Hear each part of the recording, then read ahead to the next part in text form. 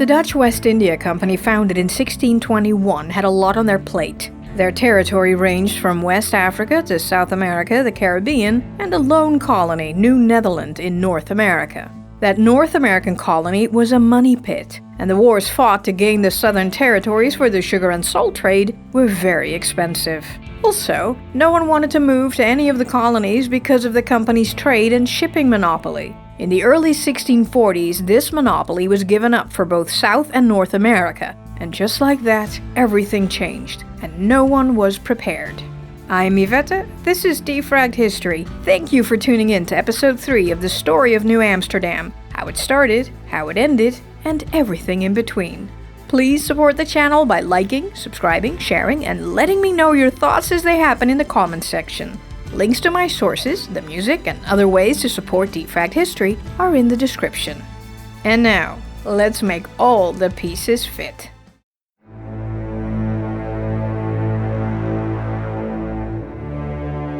The moment the States General revoked the West India Company's monopoly on New Netherland, the place became a trading hub with new merchant vessels paying duties to clear their ships for upriver travel. Meanwhile, the company was unhappy to have lost its monopoly in North America. Their income tanked, but they were still responsible for funding the administration, the protection of its 3,000 inhabitants, and, per the treaties, the Indians in their territory in the event of an enemy attack. The West India Company director Willem Kieft would just have to make it work. The WIC decided to try and turn New Netherland's arable land into profit. Occupation would also keep the English out. To entice the farmers in the Republic to set up shop in New Netherland, they offered free passage for them and their families. Immigrants could lease a farm fit for the plow at $40 and 80 pounds of butter a year for 6 years. The lease included a home, a barn, 4 horses, and 4 cows. Once the lease ran out, they had to return the gifted animals, but could keep the rest. Farmers indeed flocked to New Netherland from the Republic and settled on Manhattan Island, Long Island, and Paulushoek. While the Dutch settlements rapidly increased, the English still outpaced them, by a lot.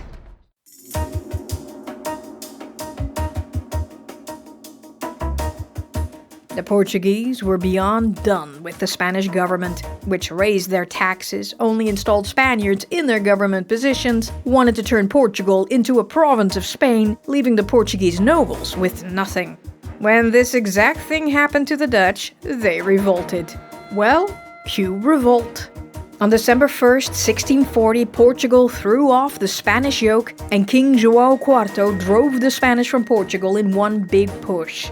England, France, and the Republic immediately recognized the new King of Portugal, who believed his best option was to make treaties with the enemies of Spain, the rebel Dutch among them. The Republic sent a fleet to support João and allowed him to recruit their soldiers to fight Spain.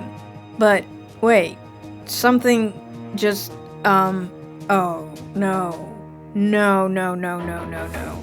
The two trading companies yelled at the States General that their successes in the East and West Indies had come at the expense of the Portuguese, not so much the Spanish. Now Portugal demanded restitution for their lost territories. Aww. The West India Company, on the brink of bankruptcy, realized that if that happened, it was lights out. Well, the Portuguese could demand all they wanted, but the States General wasn't born yesterday. Portugal was no longer the great seafaring nation of the past. The Dutch had taken over the world, thank you very much. With the negotiations pending, the West India Company told the governor of Brazil, Johan Maurits van Nassau-Siegen, to grab as much land as he could, and boy, they didn't need to tell him twice. The governor sent Cornelis Jol with 21 ships and over 2,000 soldiers to the coast of West Africa. Jol captured Sao Paulo de Luanda in Angola, a slave trade hub, and the island of São Tomé, ending Portuguese supremacy in Africa. Portugal was shocked. Hand it back! The WIC said, come and get it, if you dare. Oh, they would rue those words. Up to this point, the Dutch had resisted the trade of slaves, but since the company wasn't making any money and everyone around them seemed to be raking in dough with the slave trade, they dropped their reservations, and slave trade became a proper industry. Only few protested. Well, slaves were never brought to the Republic. They were part of the so-called driehoekshandel, the trade triangle. Trade goods like firearms, gunpowder, iron and textiles went from the Netherlands to West Africa and were exchanged with the local rulers, African and Arab slave traders, for slaves, gold and ivory. The company's ships carried slaves on a miserable journey to the Americas, where the slave traders sold them as plantation workers. These ships left the Americas for Western Europe with luxury goods such as sugar, rum, coffee, cotton, silver and tobacco. Meanwhile, on June 22, 1641, the Republic and Portugal concluded a 10-year truce in the East and West Indies. Everyone kept their properties, but the Portuguese could trade freely everywhere, punching a whopping great hole in the profit margins of both the VOC and the WIC. In Brazil, Governor João Maurits, who loved arts and sciences, spent a lot of time and money building up his colony. He used the cash meant for campaigns to expand the territories to build a city, which he named after himself, Mauritsstad or Mauritiopolis, the current Recife. The West India Company's 19 reprimanded him for these excesses, and João Maurits resented them for it. And when the company reduced the military force on account of the truce with Portugal, the governor offered his resignation. It wasn't accepted until 1643. Back home, the Count built his residence in The Hague, which is now a museum, at Mauritshuis. Meanwhile, the Portuguese-Dutch truce was more of a suggestion. The two parties clashed repeatedly in the East and West Indies.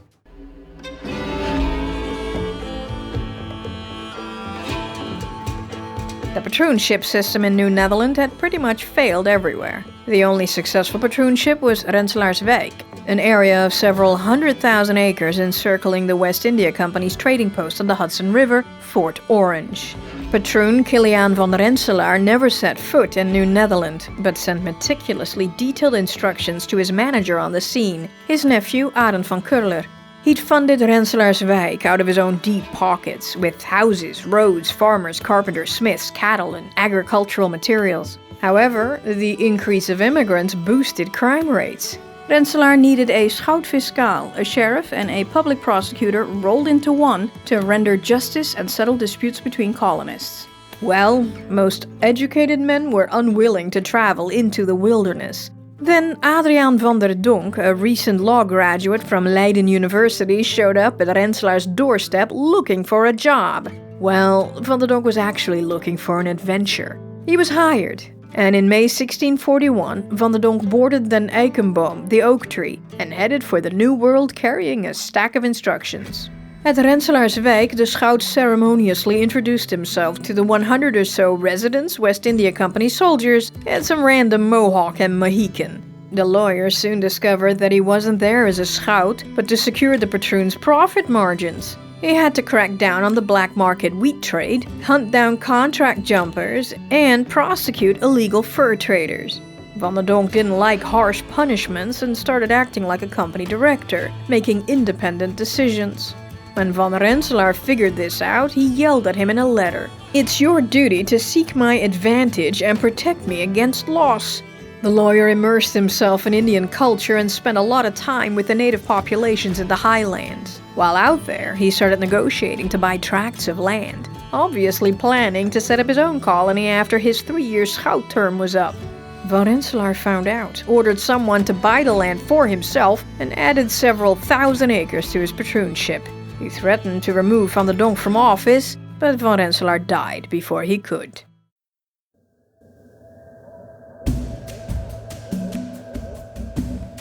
Trade in New Netherland was done with barter or savant, aka wampum, strung seashells, what had become the local currency. Stringed shells were worth more than loose beads that were generally of an inferior quality. Newcomers didn't understand the system and ended up in financial trouble. So, Director Kieft stepped in to solve the currency crisis. He announced the savant value for all. Unpolished savant was worth 6 for 1 stuiver, and a well-polished string of savant 4 to a stuiver. Anyone who ignored the ruling had to surrender the savant and pay 10 guilders to the poor. The director wanted to implement a corn tax on the Indians to pay for the cost of running the forts. The company had agreed to protect the Indians against their enemies in their land treaties. The forts constructed in the Indian War's hot zones were manned by paid soldiers. Kieft needed money and deployed the common European tactic of asking the locals to pay for this protection. The Indian chiefs laughed Kieft out of their wigwams. One of the chiefs shouted, "How can the sachem at the fort dare to exact a tax from us? He must be a very shabby fellow. He has come to live in our land when we have not invited him, and now he attempts to deprive us of our corn for nothing. The soldiers at Fort Amsterdam are no protection to us. Why should we be called upon to support them? We have allowed the Dutch to live peaceably in our country and have never demanded of them any recompense. When they lost a ship here and built a new one, we supplied them with food and all other necessaries. We took care of them for 2 winters until their ship was finished. The Dutch are under obligations to us. We have paid full price for everything we have purchased off them." Kieft didn't care. That ship had been a new Netherland company vessel, totally different. Kieft figured, if they refused to comply, a Pequot tribe treatment might be in order.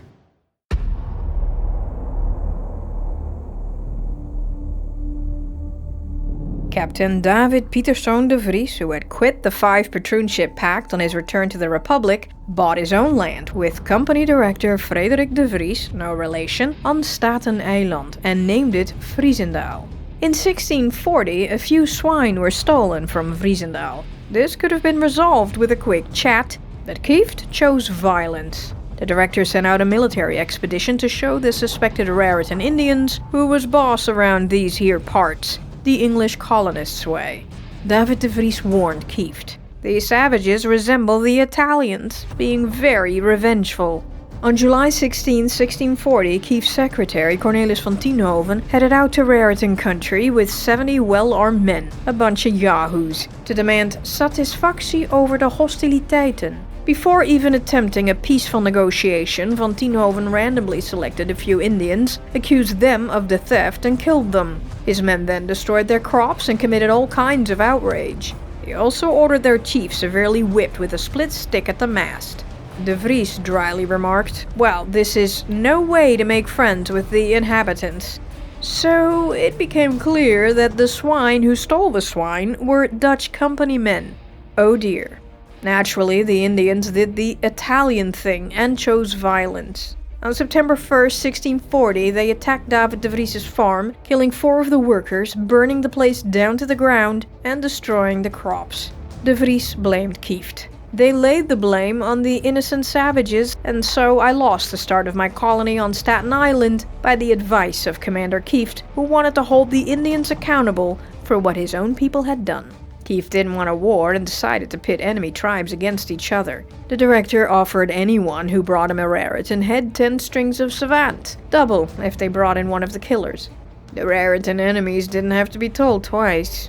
On November 2nd, 1640, Chief Patcham of the Tankateeks triumphantly entered Fort Amsterdam holding a human hand dangling from a stick. He claimed it was the Raritan chief who had ordered the attack on de Vries's farm. He had avenged it for their sake, because he loved the Swanekins and they were his best friends. The Raritans remained quiet, and Kieft was tickled to bits. The English had been right. But the Italians of the Americas did not forget. They could hold a grudge for years, nay, decades.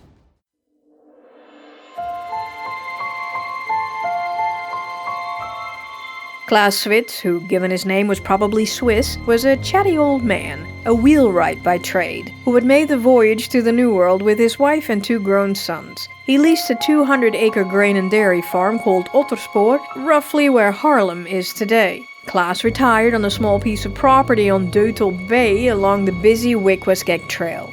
His house was a popular hangout, a place for people to drink and be merry. He was a well-liked old man and knew many Indians by name. One day in August 1641, a 27-year-old Wickquasgeck Indian arrived at Switz's place with some furs he wanted to trade for some duffel cloth. Switz knew the young man from when he worked for his son and invited him in. While Switz was digging through the great chest to get the duffel, the Indian grabbed an axe that was leaning against the wall and cut off the old man's head. The young man stole all the goods and then left. The Indian had no beef with Switz, and the act seemed random. Listeners, it wasn't random.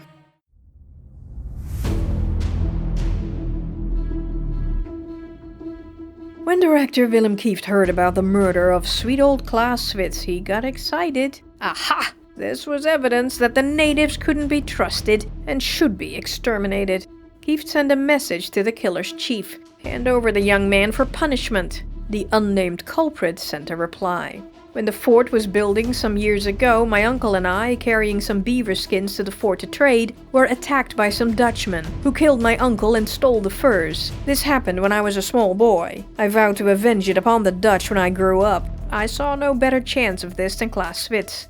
A sachem wouldn't surrender the young man who'd simply done his duty according to the customs of his tribe. He had avenged the death of his kinsman. He was sorry that only one Christian was killed. Should have been 20. Kieft was embarrassed. Shucks, now he had to declare war. But he couldn't. Not until he got everyone on board. He called together a council of 12 to mull over his proposal. The 12 chosen ones appointed David de Vries as their president. Kieft wanted to make the board responsible for the war and asked them 3 questions. Should the murder of Klaas Swits be avenged?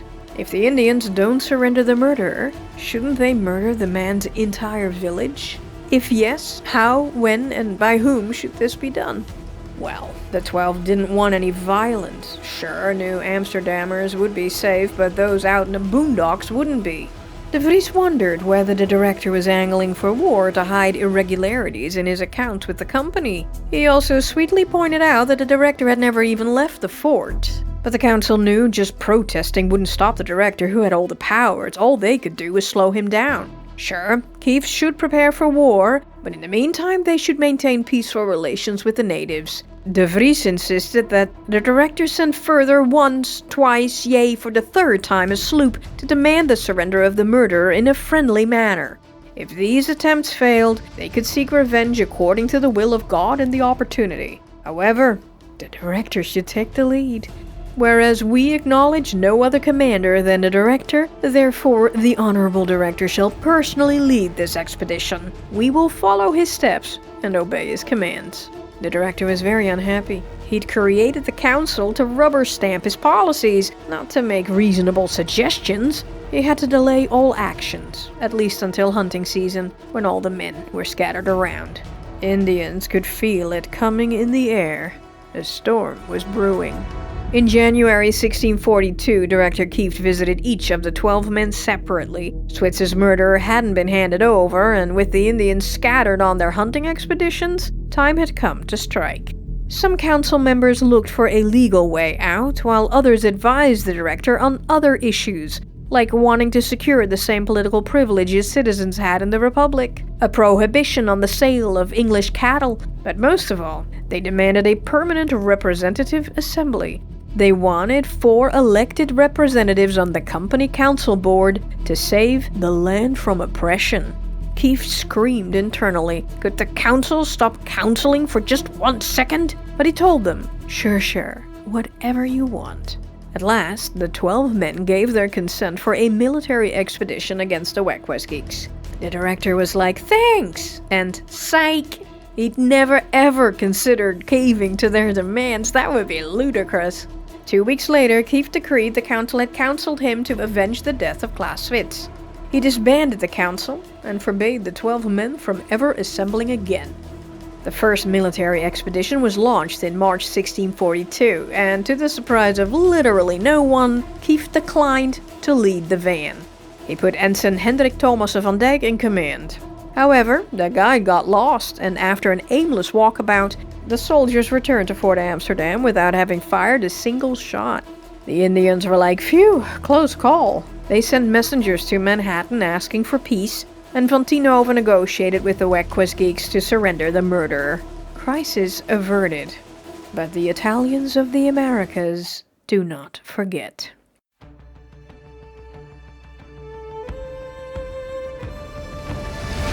The Republic was becoming a modern state, though it still had a few relics of its feudal past. Not only was there still the noble class, the Republic had the increasingly powerful House of Orange-Nassau, royalty, vast landowners, and the stadholders or governors of all the rebel states. Prince Frederik Hendrik of Orange, Count of Nassau, and his wife Amalia zu Solms pulled out all the stops to elevate the status of the Orange family within the Republic and the world beyond.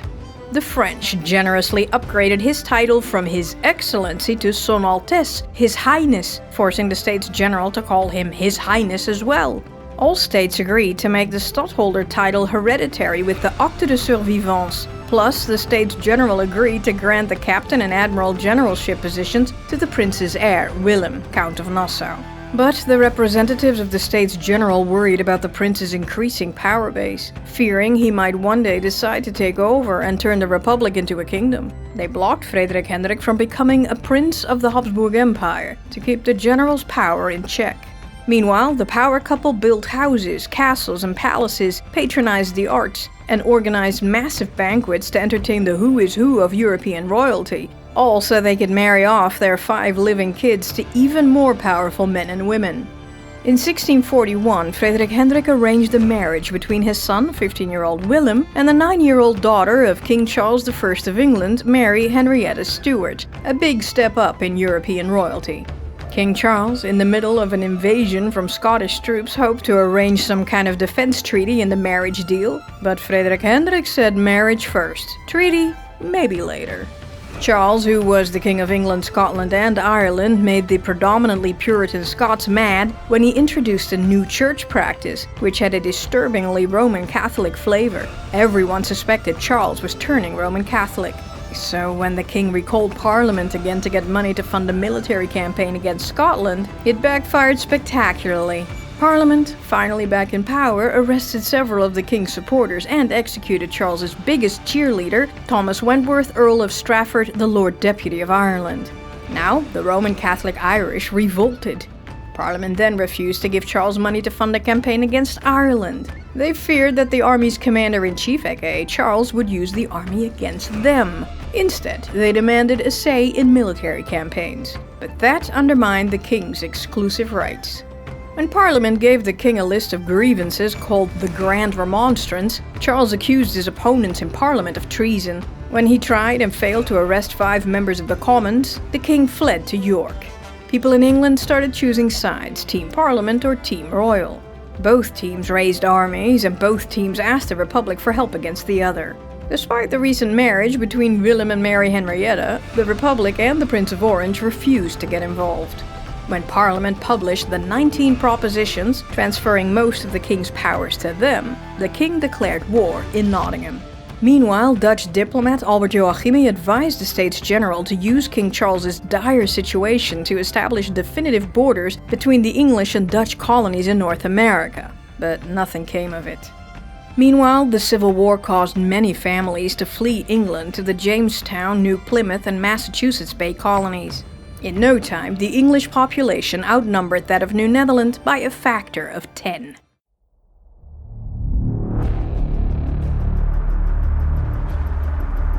David de Vries convinced director Kieft to follow the example of the English colony in Rensselaerswijk and build a proper stone church.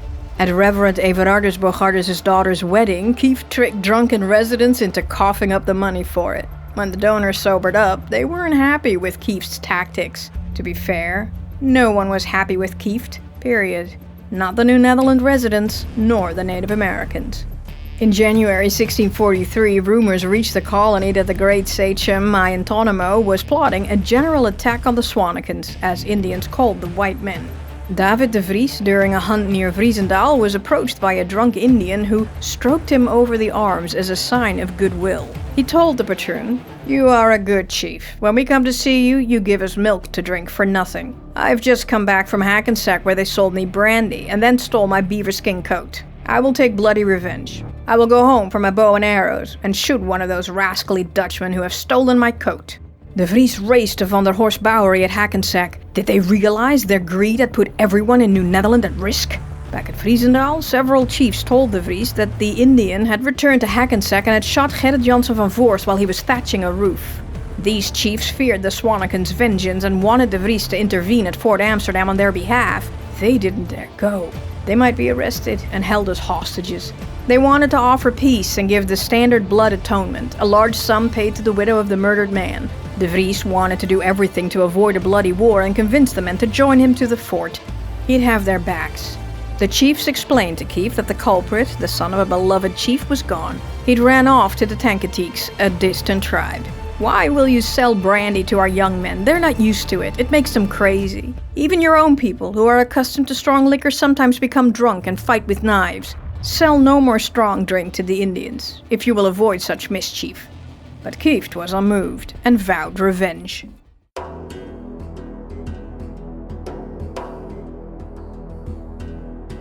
The once struggling English settlements north of New Netherland had blossomed into 4 fully operational colonies: New Plymouth, Massachusetts Bay, Hartford and New Haven. The latter 2 were founded on land claimed by New Netherland. Since the king and parliament were busy fighting each other, they could pretty much do their own thing. In 1643, these colonies formed a league, the United Colonies of New England, to fend off threats from outside. Hardcore English Puritans found that building their city upon a hill was hard work. They dealt with threats outside and inside the colony. They massacred the Pequot Indians into extinction and persecuted heretics, aka anyone in their colony who wasn't the right type of Puritan. Turns out, more than a few Old England refugees didn't fit in this New England. They were either Protestant who lacked the proper fire and brimstone vibe, or Baptist, Anabaptist, Familists, Mennonites, and the like. And so, many in New England left the strict colony to get religious freedom in the fairly liberal New Netherland. Van der Donck wrote about one of the refugees. He came to New England at the commencement of the troubles in England in order to escape them, and found that he had got out of the frying pan into the fire. He betook himself in consequence under the protection of the Netherlanders, in order that he may, according to the Dutch Reformation, enjoy freedom of conscience, which he unexpectedly missed in New England. Willem Kieft welcomed the English influx. His own people attacked him, but these English, unlike those free-thinking Dutch, were used to dictatorial rule. They might have his back. He gave them land to settle, and even bought large tracts from the Indians for them. For instance, the western part of Long Island. As long as they swore an oath of allegiance to the States General, they could do whatever they wanted. As a result, they had a lot more freedom than the Dutch residents in the colony. Among the refugees was John Underhill, notorious for his role in the Pequot War, who disagreed with New England's policies. But also Isaac Allerton, a wily trader who had arrived on the Mayflower, who felt New England society was too restrictive. The Salem court in Massachusetts Bay Colony threatened to banish the Anabaptist Lady Deborah Moody, a London aristocrat, who believed kids shouldn't be baptized until they understood its meaning. Kieft gave her and her followers a title to the southwestern tip of Long Island, in the corner of Brooklyn. Gravesend was the first New World settlement founded by a woman. There was Anne Hutchinson, who had fled Massachusetts with her son-in-law Collins, who felt individuals could connect with the divine on their own and that there was no need for an organized religion. Kieft placed her in a literal no-man's land. She founded Annie's Hook on Pelham Bay in today's Bronx, on the shore of the river that now bears her name, Hutchinson's River. Massachusetts Bay expelled Reverend Francis Doughty for his unorthodox views, particularly his belief that Abram's children should have been baptized. In 1642, Kieft handed him land in the future borough of Queens, where Doughty founded Maspeth. None of them were prepared for the terror that was about to rain down on them.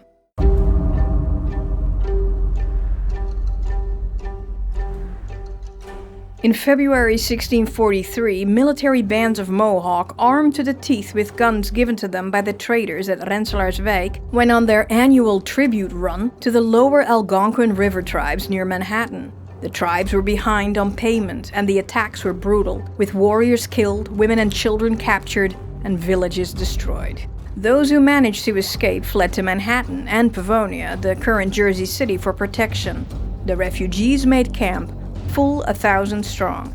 On February 22, 1643, De Vries woke to find his Bowery Vriezendaal on Staten Island overrun with hundreds of starved and terrified refugees, mostly children, looking for food and protection from the Mohawk.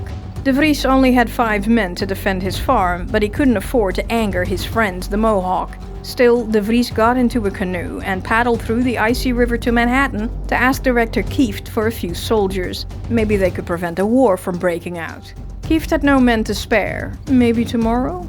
A few New Amsterdam councilmen figured this was the perfect time to strike. They could cripple the Indians and render them powerless forever after, New England style.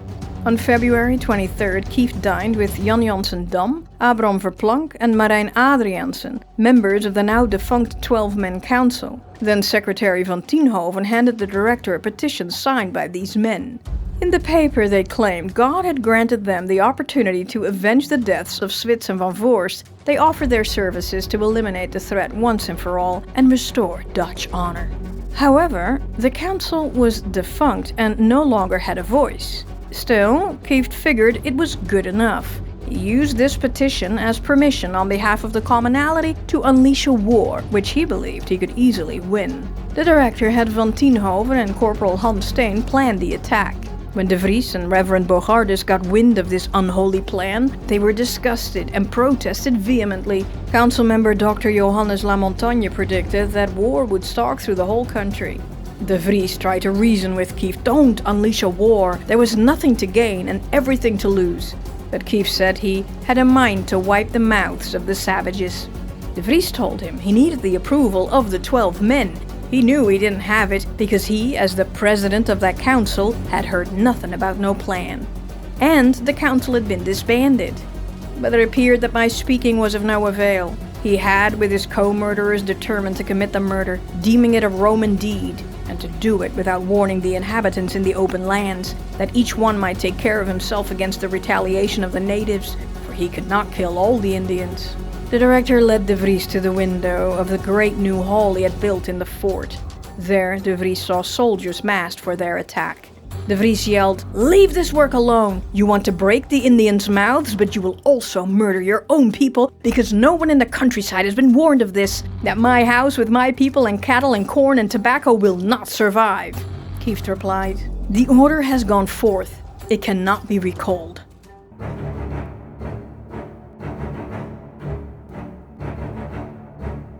One company of Dutch soldiers marched toward the Indian refugees at Pavonia on the Jersey side of the river. Another company marched on Korlaershoek just above Fort Amsterdam. The Indians suspected nothing. That night, David de Vries sat by the kitchen hearth in the director's house. He was alone in the fort, not even a sentinel had stayed behind. He mourned the criminal stupidity that was about to ruin the colony. About midnight, hearing loud shrieks, I ran up the ramparts of the fort. Looking towards Pavonia, I saw nothing but shooting, and heard nothing but the shrieks of Indians murdered in their sleep.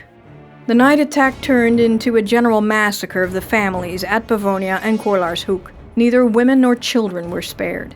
De Vries went back to the kitchen fire when an Indian man and his wife suddenly burst into the room. They fled Pavonia by canoe. De Vries recognized them as his neighbors in Vriezendaal. The couple wailed, "The Fort Orange Indians have fallen upon us. We have come to hide ourselves in the fort." The patroon realized they had no idea who attacked them. "It is no time to hide yourselves in the fort. No Indians have done this deed. It is the work of the Swanekens, the Dutch." He led them out of the gate and pointed to the woods beyond. They'd be safe there. At daybreak, De Vries heard the Dutch return from their slaughterfest. They reveled in their victory, having brought some 30 prisoners and the heads, not scalps, of many warriors, boasting that they had massacred or murdered 80 Indians and considering they had done a deed of Roman valor in murdering so many in their sleep. De Vries actually described atrocities in detail, but reading it out would get me banned on YouTube, so... Kieft shook each soldier's hand and granted them rewards, cash. De Vries's somewhat embellished account of the massacre was later published anonymously as Broad Advice in the Dutch Republic. It claimed that the colonists never wished for war, but that the company had abused its power, and that New Netherland needed a representative government. The last lines depicting the horrors of the Pavonia attack dramatically drove the point home. Has the Duke of Alba ever done more evil in the Netherlands? Yes, it's a disgrace to our nation, considering the Prince of Orange has always sought to shed as little blood as possible in his wars.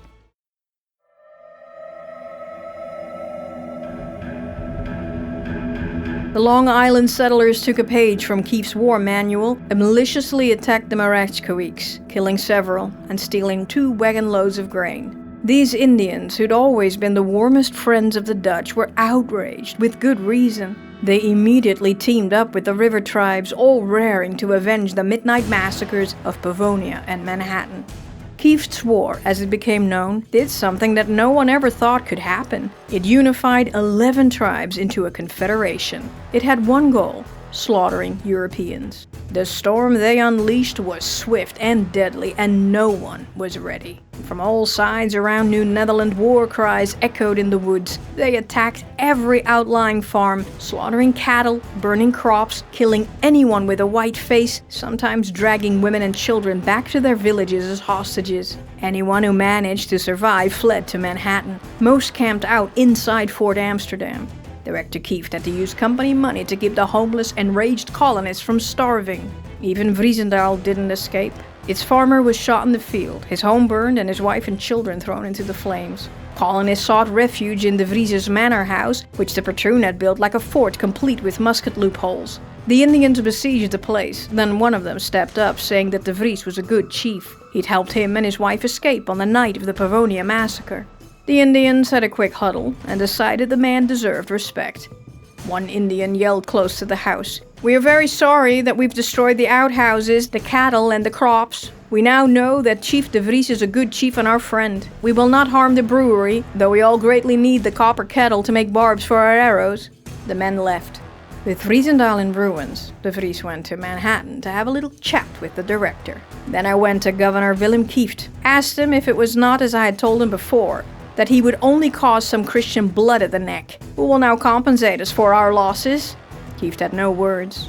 All he could stammer was why the Indians hadn't come to the fort to make terms. De Vries face-palmed. Why should they come here, whom you have so treated? Kieft's confidence had vanished, and he was downright terrified. He sent messengers to the Long Island Indians trying to calm them down. These messengers shouted to the Indians, "We come to you as friends!" But the Indians responded, "Are you our friends? You're only corn thieves." And with that zinger, they melted into the forest.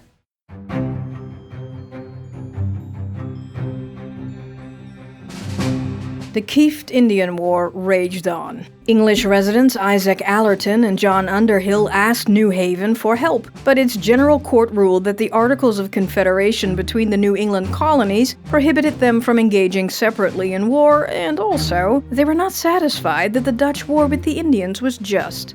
Kieft proclaimed March 4th, 1643 a day of general fasting and prayer because, as the director confessed, we continue to suffer much trouble and loss from the heathen, and many of our inhabitants see their lives and property in jeopardy, which is doubtless owing to our sins. This fasting day did nothing to calm the New Netherlanders' rage. They even floated the idea of simply putting the director aboard a ship bound for the Republic. On March 4th, a few Indians arrived at the Lange Eiland waving a white flag and yelled at the fort. Director Kieft was like, "So, anyone wanna go check what they want? 'Cause I don't want to." Only David de Vries dared to venture among the furious Indians. He brought another daring man, Jacob Olfertsen, along. The men demanded de Vries tell them why the Dutch had killed their tribespeople who had never harmed them in any way. De Vries apologized. The Indians trusted de Vries and Olfertsen and led them to their chief to arrange a truce. They were willing, but Kieft, nothing if not consistently wrong, was too stingy with his gifts. The Indians accepted, but were dissatisfied. Now the director tried to shift blame to the council of 12 members, Marijn Adriaansen, Jan Jansen Dam and Abraham Verplanck, who had counseled war. But the residents wondered, "How, man, how? You forbade these free men to meet, on pain of punishment for disobedience." Adriaansen, whose own bowery lay in ruins, was mighty mad that Kieft had made him responsible for the war. On the morning of March 21st, the man, beside himself with rage, forced his way into the director's room with a sword and a pistol, shouting, "What lies are these you are reporting of me?" Adriaansen was disarmed and imprisoned. Then a group of his friends and servants came to the fort to break him out. One of them fired at the director, but missed. A sentinel shot the man and his head was placed on the scaffold. Adriaansen was sent to the Republic for trial.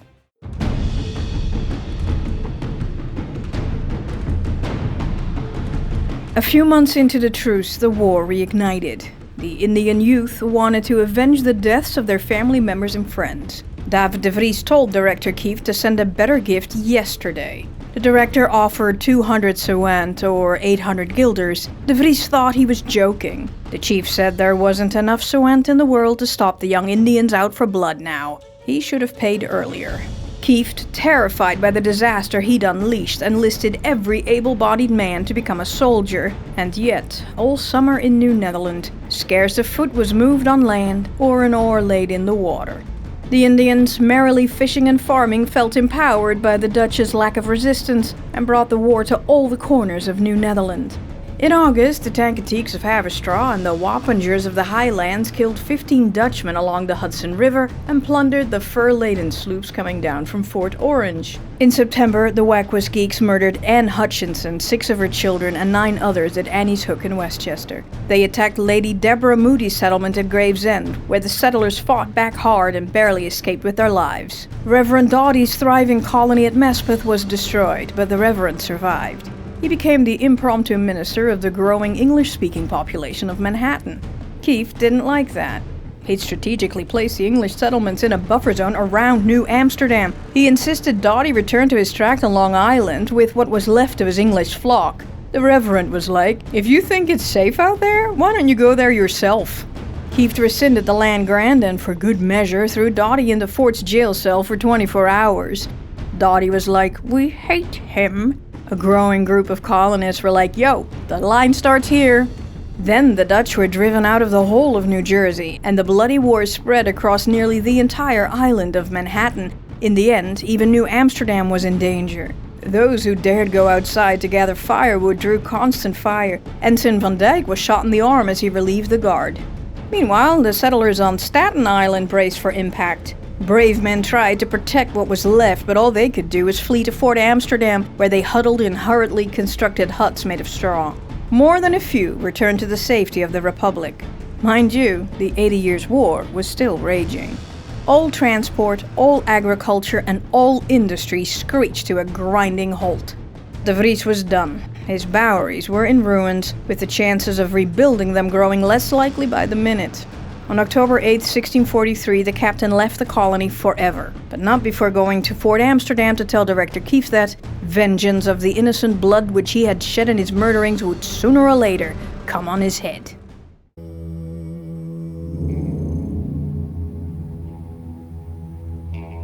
Kieft's war barely affected Fort Orange, a log building with 8 to 10 small cannons near present-day Albany. The Rensselaerswijk settlement, some 30 huts around Fort Orange, was still flourishing. While its patroon had passed, the patroon's heir, Johannes, still a kid, had guardians who were determined to maintain good relations with the Mohawk and authorized the agents to sell them firearms and gunpowder. In 1642, Reverend Johannes Megapolensis arrived to minister the small community in a church with 9 benches built within the reach of the fort's cannons. The Indians, curious about the gospel, attended services to decipher its message. Megapolensis wrote, "When we have a sermon, sometimes 10 or 12 of the Indians will attend, each having in his mouth a long tobacco pipe made by himself, and will stand there a while and look.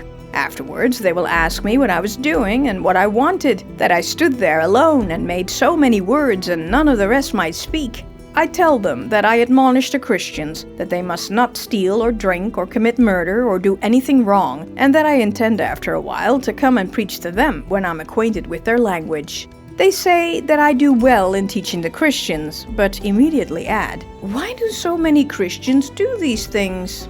Yeah, convincing the Indians of the Swanakins' right religion wasn't gonna be easy.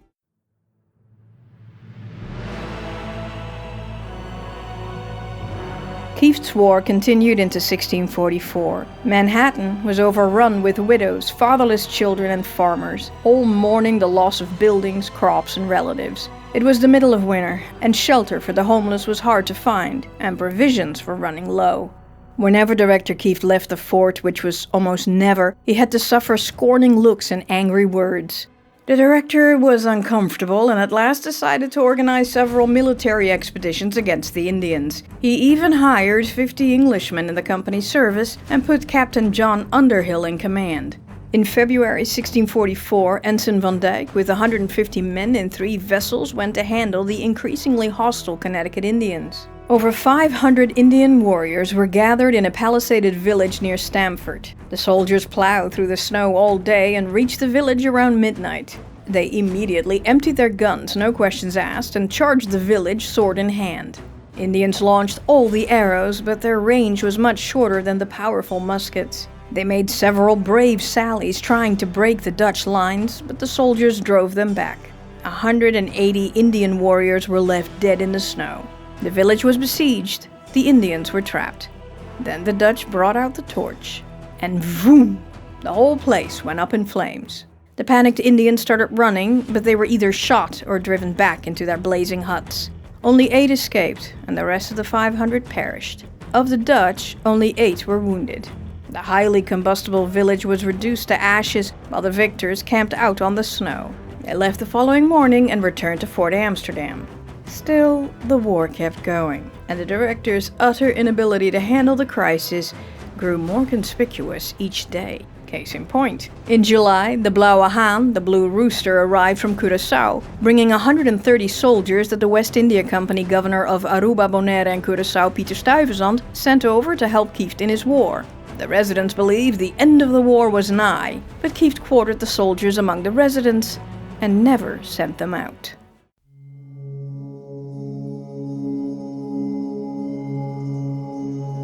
The huddled masses in Fort Amsterdam were close to anarchy, and Reverend Bogardus kept denouncing Director Kieft from his pulpit. Kieft needed to calm everyone down and quickly pull together an 8-man council to advise him, and, more importantly, back him up. This move calmed the people. A little. At least they didn't protest any of his hand-picked 8 members who were all apparent Kieft supporters. Or so he thought.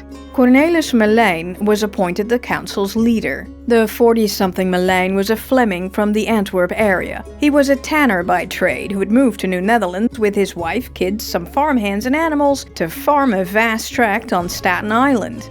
When Indians destroyed his bowery, Melijn and his family fled along with almost everyone else to close to the fort on Lower Manhattan. He bought land at where what the residents called a canal, but was really a ditch, drained into the East River, and built a 2-story house. His German neighbor and co-council member was Joachim Pietersen Kuyter, who had done service in the Danish Navy in the East Indies before settling in New Netherland in 1639. He had a tobacco farm on the north of the island across the river from his friend's farm of Jonas Bronk, where the Bronx gets its name. Kuyter had several successful yields, but his farm was destroyed during a Wickquasgeck assault and he was forced to move to New Amsterdam. The 6 other handpicked members of the 8-man council were Jan Jansen Dam, Barend Dirksen, Abraham Pietersen, Gerrit Wolfertsen, Thomas Hall and Isaac Allerton. The selection of 2 Englishmen, Hall and Allerton, indicated the English, who made up about 20% of the New Netherland colony, were gaining influence. The Council of Eight's first act was to expel Jan Jansen Dam, held responsible for the Pavonia massacre, and replacing him with Jan Evertsen Bout.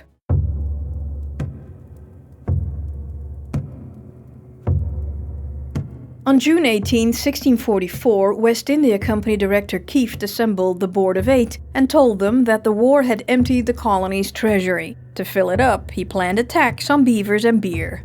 Oh no, he didn't! You're gonna tax a population who lost everything? Home, property, and family? People who are now living in makeshift huts and wearing rags thanks to you and your stupid war? Even if they had money, the rules clearly stated that all war costs were for the company, not the colony. Also, without the company's authorization of such a tax, it was illegal. Kieft fumed at the board that was supposed to have his back. I have more power here than the company itself. Therefore I may do and suffer in this country what I please. I am my own master, for I have the commission not from the company, but from the States General.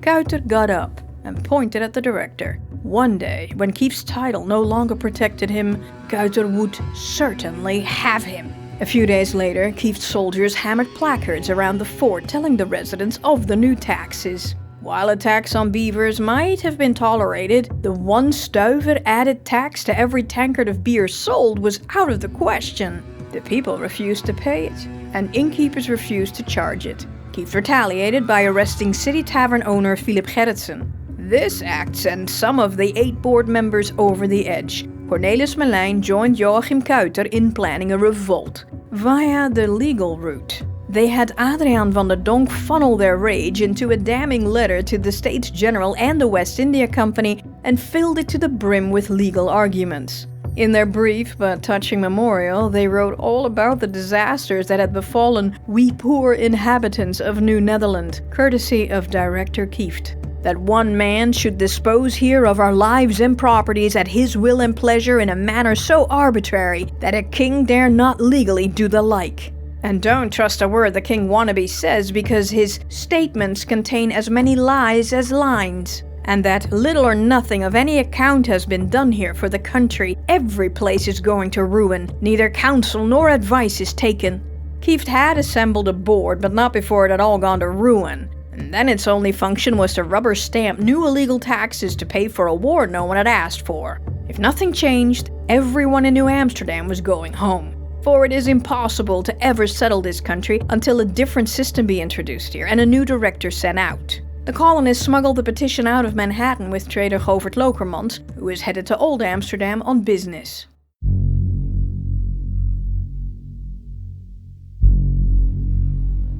The West India Company was in no shape to answer New Netherland's cry for help. It was heading for a bankruptcy, the gravest of sins in Dutch business. The war with Spain was still on, and Portugal was making serious headway in retaking Brazil, having already driven the Dutch to the coast. The company men also had to fight armies of runaway slaves. The conquests in South America were so costly and unprofitable, and the value of the Spanish loot so minimal, that the company had to halt sharing dividends with its stockholders. The WIC asked the States General to supply troops and money. Well, many in the Republic were seriously considering ending their war with the Spanish Empire. The merchants of Holland, and Amsterdam in particular, figured an end to war would benefit trade. They were in no mood to fund any war machine anywhere. Amsterdam regents were doubly motivated to make peace. Peace would slow down the power-hungry Frederik Hendrik, the Prince of Orange. The prince's biggest enemies were representatives in the Amsterdam Council, Andries and Cornelis Bikker. They used their connections in other Holland cities to form the so-called Bikkerse Liga, the Bikker League. The league first prevented the prince from making military decisions without the knowledge of the state of Holland. They also planned to stop the even more power-hungry King of France, Louis XIII. France, who'd been steadily grabbing towns left and right in the Spanish Netherlands, might not stop at the Republic's border. The League convinced the States General to join in the pending peace talks between the Habsburg Empire and Spain. However, according to the defense treaty with France, the Republic couldn't negotiate peace without France's permission. But the King of France had died, and his successor, Louis XIV, was a 4-year-old toddler. Still, the Regency Council wanted to continue the war. With both regents and merchants unwilling to help, the West India Company asked the East India Company to bail them out. Perhaps they could merge the companies. Well, that was a hard no from the thriving VOC. However, eventually, the VOC just donated money to keep the WIC afloat. While all this was going on, the New Netherland petition landed on the West India Company's and the States General Foreign Office desks. Merchants and government officials alike were shook. Apparently, the North American colony was being run into the ground by an incompetent fool. However, they were even more shook to hear that the common folk also demanded a representative government, so that the entire country may not be hereafter, at the whim of one man, again reduced to similar danger. The 19 could no longer ignore the North American colony. Its loss would be a total financial disaster and end the company. Sure, the people suffering at the hands of a despot was also bad. The company would help, absolutely, no question. They'd send someone over, soonish. But the rebel colonists might not get what they wished for.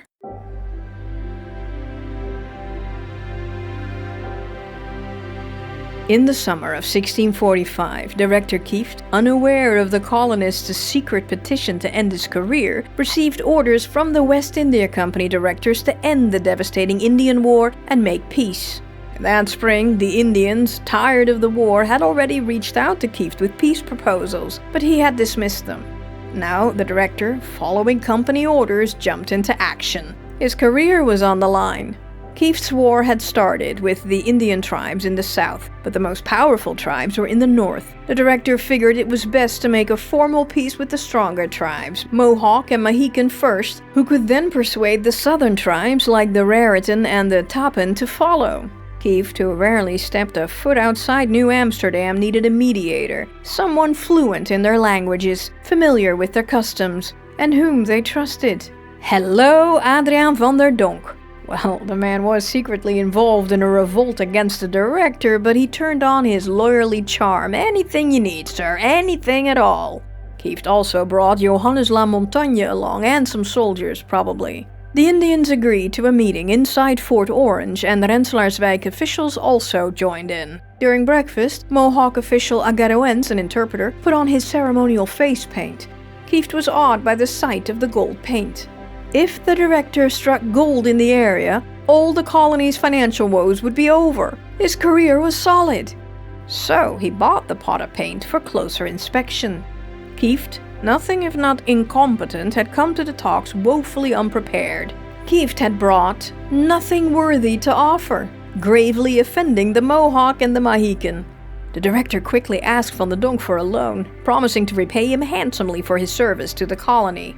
The lawyer fronted a substantial amount of sawant, which was accepted. Kieft now started talks with the Indians near Manhattan. On August 30th, 1645, New Amsterdam's population, what was left of it, assembled in front of the fort to approve the articles of the treaty. Only Hendrik Kip disapproved the treaty, but he opposed all the director's proposal on principle. All the tribal chiefs or their representatives were dressed to the nines. A firm and inviolable peace was agreed. Both sides promised to resolve future disputes with words rather than violence. 20 men in all marked or signed the bottom of the treaty. The next day, Kieft issued 2 proclamations. A day of general thanksgiving, to proclaim the good tidings throughout New Netherland, and an investigation to find that mine of the face paint gold. Kieft felt on top of the world. He stopped the war, secured his job, and, if he found gold, saved the colony. Well, the war was over, but the gold substance was pyrite, aka fool's gold, and his job was already gone. He just didn't know it yet.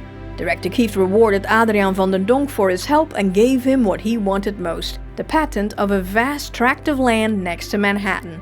It came with a title. In the Netherlands, a jonker or jonkheer was a young squire or gentleman of property. From now on, the Dutch records referred to Van der Donck as de jonker. Van der Donck married Mary Doughty, the English reverend's daughter, before year's end, and the newlyweds hired tenant farmers to clear land and carpenters to build a house and a sawmill on the Napra stream, now called Sawmill River. He called his land Kolendonk, short for Van der Donck's colony, but the name that stuck was its nickname, the Yonkers Land, shortened by the English to Yonkers.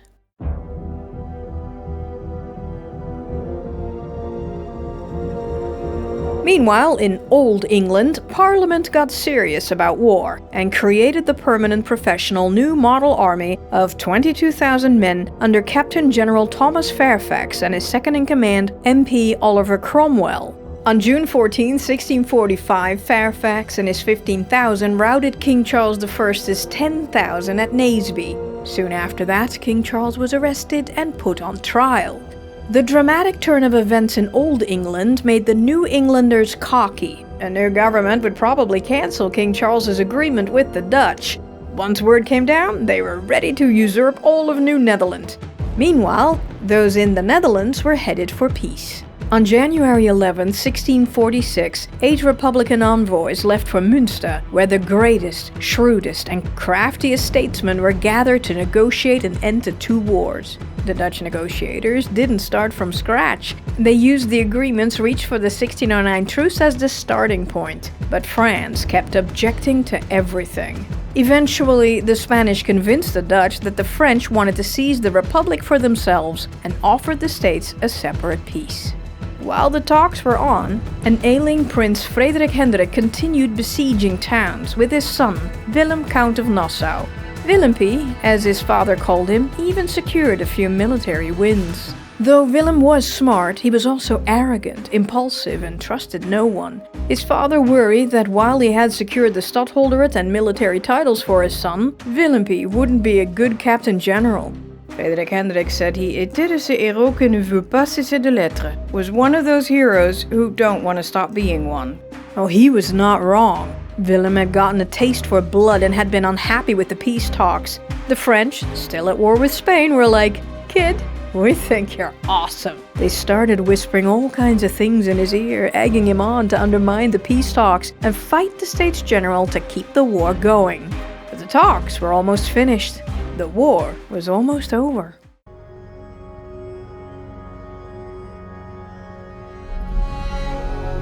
On May 11, 1647, the residents of New Amsterdam gathered along the East River bank, dressed in their finest outfits. At last, the new director was coming.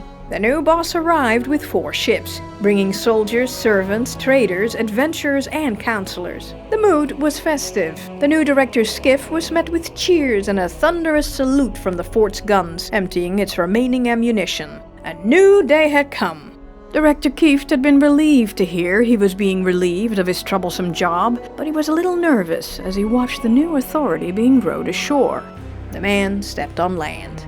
He had a hard face, stern eyes, a glistening breastplate on his chest, and a sword strapped to his waist.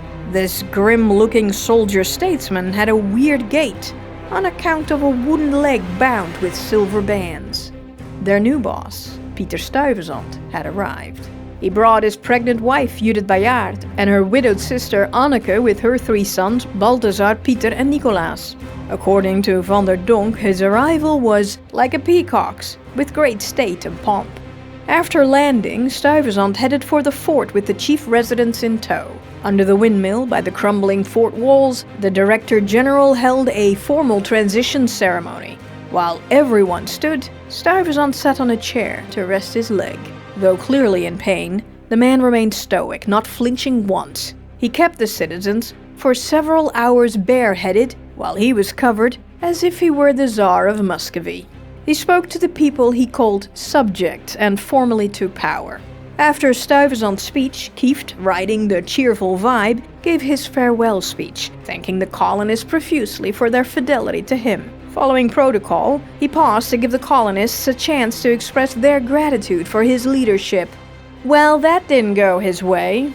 Rebel-rouser number 1 Kuiter wished him the equivalent of a long walk off a short pier. Rebel-rouser number 2 Melijn added his vicious 2 cents. And when others of the 8-man council chimed in to say no thanks to you, the cheerful ceremony threatened to devolve into chaos. But Stuyvesant's dark glare silenced everyone. The new director had read the letter with the colonists' complaints, and while he was by no means a Kieft fan, he refused to accept people disrespecting authority. The line must be drawn here, this far, no further. The colony had to be run like a military dictatorship. He'd done it in Curaçao, Johan Maurits van Nassau had done it in Brazil, Jan Pieterszoon Koen had done it in the East Indies. These types of frontier places would sink into anarchy if it wasn't. Strict law and order would be maintained. No one got a voice, no one got to express outrage at the management. Stuyvesant pledged that his administration would ensure justice was applied equally and promptly. He vowed, "I shall reign over you, as a father governs his children." However, the director's manner caused some to think that he would not be a father.